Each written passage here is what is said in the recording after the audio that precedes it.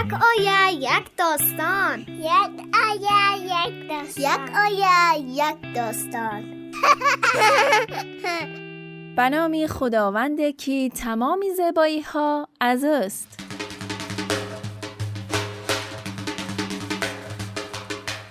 سلام به گلهای خندانی تاجیکستان، همه دختران و پسران هموطن.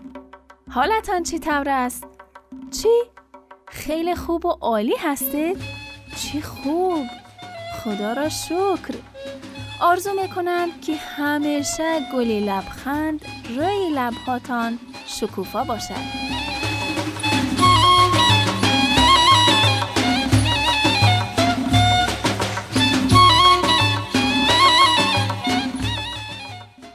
سلام بچه ها، خوبت؟ سلامتت؟ خوش آمدید به برنامه خودتان، یک آیه یک داستان. ما خیلی خوشحالیم که در کنار شما دوستان عزیز هستیم. راستی من به تازگی در مکتب یک دوگانه نو یافتم. خیلی دخترک خوب است، اما چی؟ اما نامش کمی عجیب است. یا شاید هم این نام برای من عجیب باشد. مگر نامش چیست؟ او گفت که نامش زیاده است. آها، زیاده. بله، من هم این نام را شنیدم.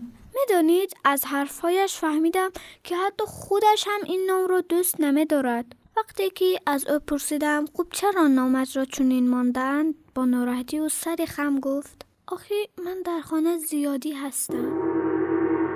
من که دیدم ناراحت شد، سعی کردم درباره دیگر چیزها گپ زنم تا حالش بهتر شود.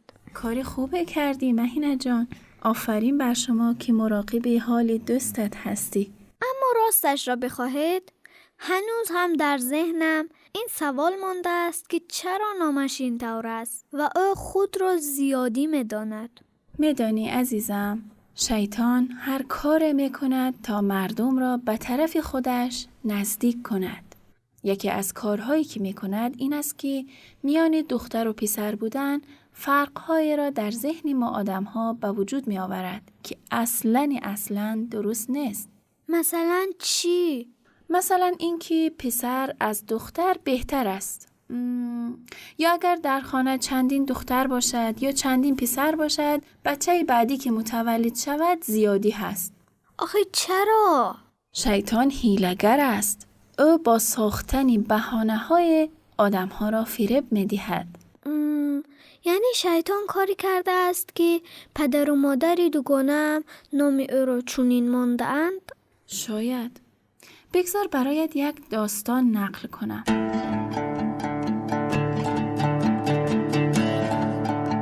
در زمانهای خیلی دور در شهر مکه مردم زندگی می‌کردند که رسم و رسومات عجیبی داشتند.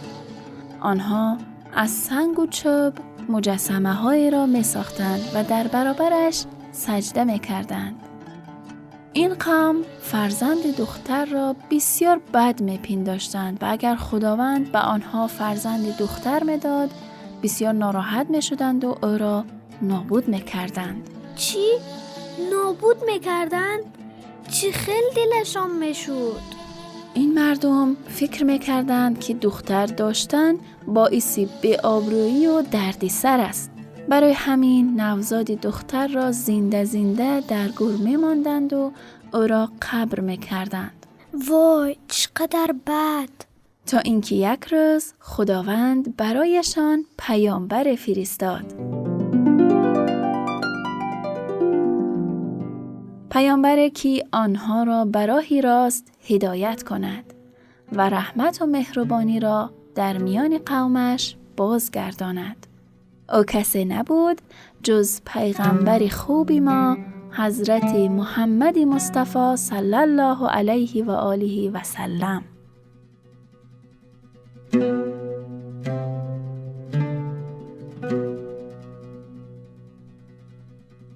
بعد از آن کم کم مردم خداپرست شدند و دست از کارهای بد برداشتند. یک روز پیامبر فرمودند هر مردی که فرزند اولش دختر باشد درهای رحمت الهی برایش باز می شود. خداوند هم آیت به پیامبر فرستاد که در آن درباره همین زنده به گور کردن نوزادان دختر گفته شده است. و اذا الموءودة سئلت بأي ذنب قتلت، یعنی به کدامین گناه کشته شدند. و این چنین کم کم مردمی که حالا مسلمان شده بودند به سمت خدا آمدند و دخترانشان را بسیار دوست می داشتند و احترام می کردند. چه داستان عجیبه. پدرجان من هم گفتند که پیامبر دختری به نام فاطمه داشتند و او را خیلی دوست می داشتند.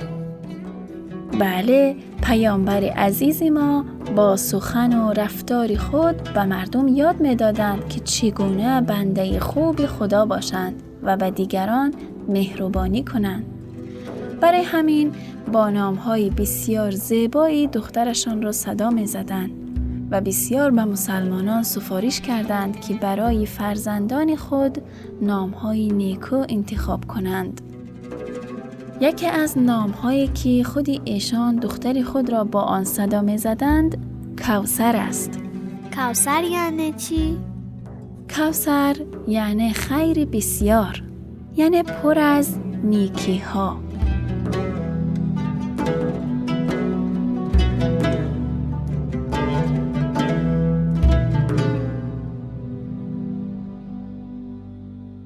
چه اسم زیبایی.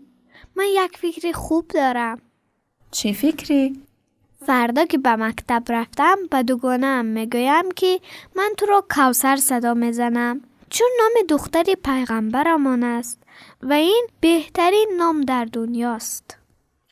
به نظرم خیلی خوب است. حتما دوگانه‌تان خوشحال می شود.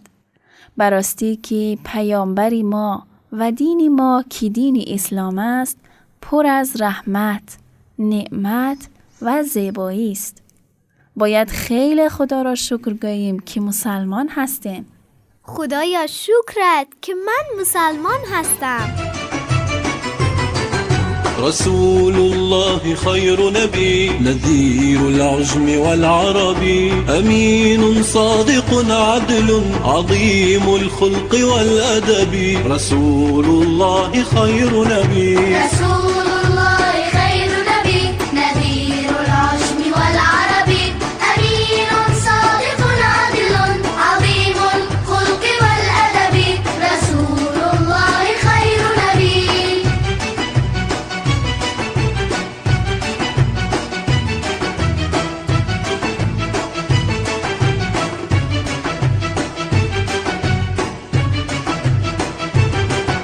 محمد رحمة نزلت من الرحمن كالسحب وبالقرآن أرسله فأمسى أقدس الكتب بعام الفيل مولده أضاء الكون كالشمس. خب بچه های عزیز، شنوندگان و همراهان خوبی رادیو مهر، امیدوارم از برنامه امروز هم خوشتان آمده باشد. تا یک روز دیگر و یک آیت دیگر، خدا نگهدار.